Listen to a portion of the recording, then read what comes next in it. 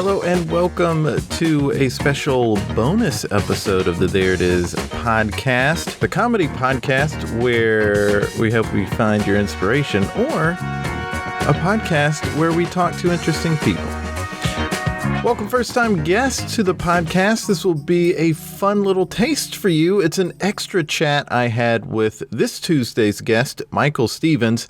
I always talk to guests before the interviews begin, and this was such a relief to have this sort of chat with him before, and it went on long enough that I just thought I'd share it. It's about how artists might respond to the quarantine or just to the stay-at-home orders. It's a really good chat. Here's my bonus chat with Michael Stevens.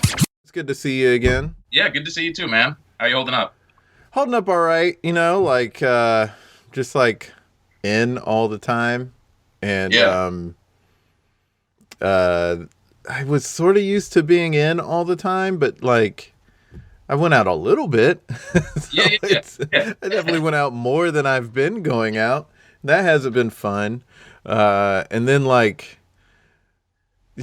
I would try to get acting work or temp jobs, and I can't do really either right now. And then the stuff that I am looking into has not worked out yet. And then, then it's just like everybody else, waiting on the unemployment check, which everyone's in pending status, or waiting on the stimulus check, which I'm in pending status with that too. It's all sucks. I've never thought of the phrase topsy-turvy, but very often, until this moment in history, I was like, wow, this is the definition of shit is topsy-turvy right now. Yeah. I have been having weird luck. I got laid off as soon as everyone started working from home. And then I was like, all right, I guess I'm going to apply for unemployment. And it didn't fuck up on me.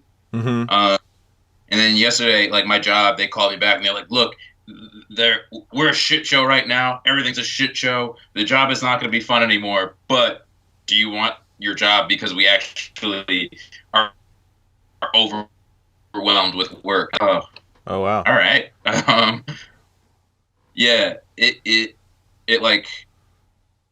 But it's weird. The entire time I was kind of I was ready. I was I'm ready for this because this whole I was homeschooled as a kid, so I don't know. I was homeschooled and poor, so mm-hmm. I there's a part of my brain that's okay, I don't have income right now, and who knows how life is going to be paid for, but I am not going to worry about it because things have definitely been worse. Yeah. Yeah. It's there's a certain element of disorder that I'm oh, my life has prepared me for this and what to have.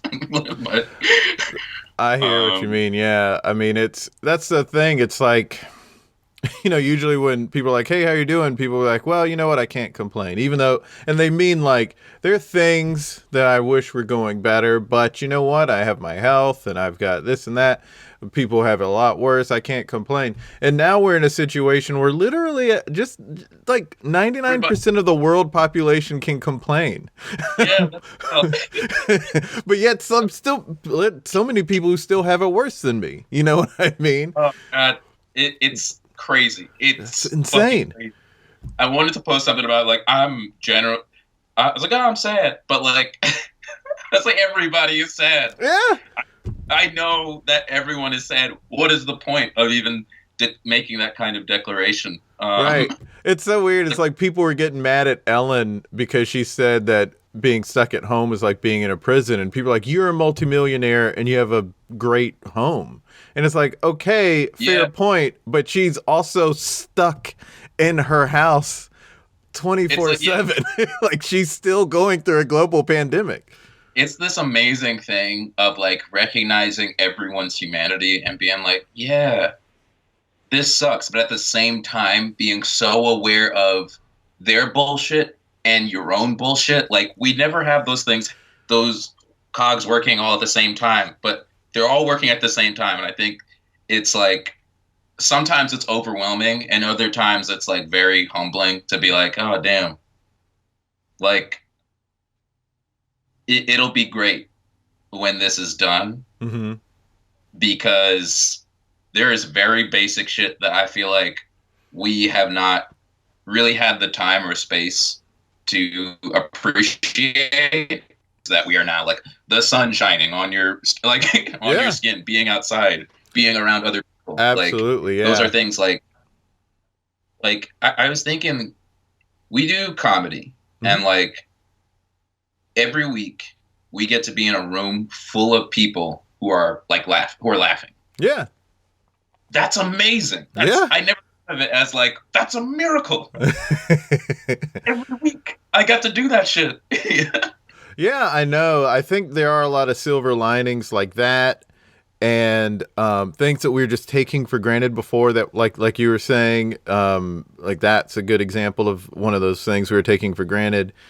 And then also, this is sort of forcing us to slow down, which I think we, like Americans, for so long, like over a decade, I've heard people talk about how like go Americans are, and how it's not really good for our health, mentally especially, or in particular. And this is sort of forcing us to, but yet I'm finding like still people are not breaking that bad habit, because now it's like, okay, well, get on a bunch of Zoom calls, like still do all of this stuff, and you're still still just try to do this and that, and try to like go and have all these things and do all these TikToks, and it's like, no, you need to slow down. Like, you're not slowing down. You're still trying to find a way to go at the same pace you were going before. That shit is amazing, man. Like, This whole situation sucks. This whole situation sucks, and I try to remind myself that whenever I'm like, this is an opportunity, because like, this whole situation sucks, but like, the way we have been living life before was not normal, right? And this whole situation is highlighting that in a really interesting way, mm-hmm. and it's interesting to see people, especially like comedy people, because that's most of the people I know now. I'm like, some of y'all motherfuckers are just like, all right, well, I guess I'm going to drink some tea and stare out my window. And some motherfuckers are like, nah, gotta find a way to make some content. Like, I gotta get to work. And it's like, you know what? That was your problem before. Yeah. Like, rest. Nature is saying stop. Right. It's like, I said that to somebody, like, some people are putting it in the context of God, because God says be still and know, but also like, it's either God or the universe or just life itself is trying to force you to slow down right now and just be still and that those times, like, rest is necessary. Any scientist will tell you that, and any religious person will tell you that, because rest is so necessary. Yo, and it's the least prioritized thing, and we wonder why, like, we're literally exploding all the time. Yeah. Like, I know when this new world comes, when we're and I feel like a lot of people have been calling it the new world, mm-hmm. because like, this crisis is highlighting all the fucking cracks in our daily lives. Mm-hmm. And so like, when we're able to go back outside and like be in actual space, like, we got to have some real friggin' demands from like our government and like all the companies that we work for, all the people that are in charge of like giving us money. It's just like, working in space, like, I think for a lot of like tech and office companies and stuff, like, those guys are being forced to deal with the fact that like, a lot of these jobs can be done from home, and you can't have people sit in front of a screen for 8 hours. That's insane. Yeah. It's like, this part has to change. And so like, now that people can like actually do work from home. It's like, all right, like, and it's not even just that. I feel like for a lot of like creative stuff, people like working on their own side hustles and stuff, like there's quiet time. Mm-hmm. Just because there is, it's like, all right, how much TV, how much like social media, how much can you consume before you just got to turn everything off and sit with your tea and stare out the window? Right. It's I still need to shut down the technology a bit more than I have. Like, I keep telling myself I'm going to get off social media for a week just to like not be constantly on it, but then I still just end up constantly on it. But it's just something mindless about it that just feels, sometimes maybe you need that, but you just don't need it in the droves that we get it. And I even heard someone talk about how there's something about the way we take in social media in particular, but just information that we get through technology. We're kind of forced to sort of process it or take it in at a rate that we actually aren't built to. And so we need to step away from social media and technology a little bit. Holy moly. I never thought about it through like evolutionary terms or anything like that, but yeah, this is like, these things are terrible. Yeah, they're crack. Like, what they spike in you from a chemical standpoint makes it harder to get to sleep at night. You know, that's why like all these people are now saying don't be on a screen an hour before you go to bed, just because the light is making it hard for your body to make the serotonin necessary for you to fall asleep. I think it's serotonin. But wow. Yeah. Like there is biological evidence, like science backed evidence that it's just not going to be easy for you to go to sleep if you're on a screen an hour before, or like within the hour before you try to go to sleep. Because it's just like your body has not made the chemicals. It's like harder for it to make the chemicals for you to go to sleep. Wow. And then imagine like being on TikTok. I was telling Justina, because she found TikTok and then got obsessed with it and sent me a bunch of TikToks. And I was like, let me just get TikTok so I can watch these easier. And then I find myself on it, and so much of the content I don't like. Yeah. And I'm having to flick through everything because of the way the site is set up. Like, if you go to the like search section of Instagram, you can pick and choose what you're going to look at. Yeah. But on TikTok, you got to look at everything before you find the one thing you want to see. You know, like there's so many you go through that you don't like before you get to one that you like. And that's just your brain taking in a bunch of stuff rapidly.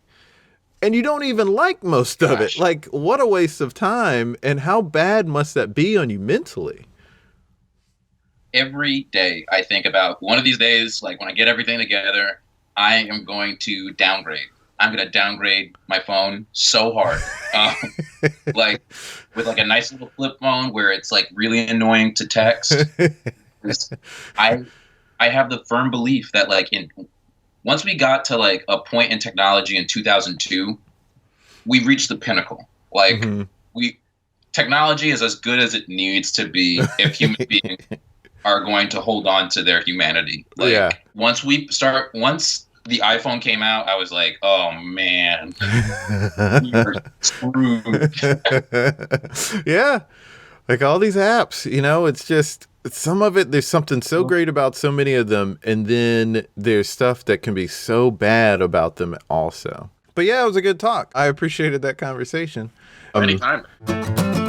I hope you enjoyed that chat. If you haven't already, check out his episode from Tuesday, episode number 171, and keep up with Michael by following him on Instagram at Saint_Evans. Follow us at There It Is Pod on Twitter, Facebook, and Instagram, and find out more on thereitispod.com. Check out all of our episodes on Apple Podcasts, Stitcher, and SoundCloud. We have a lot of great guests from the entertainment community and more. They're all in the feed. Brand new episode up Tuesday. Until next time, be good to each other.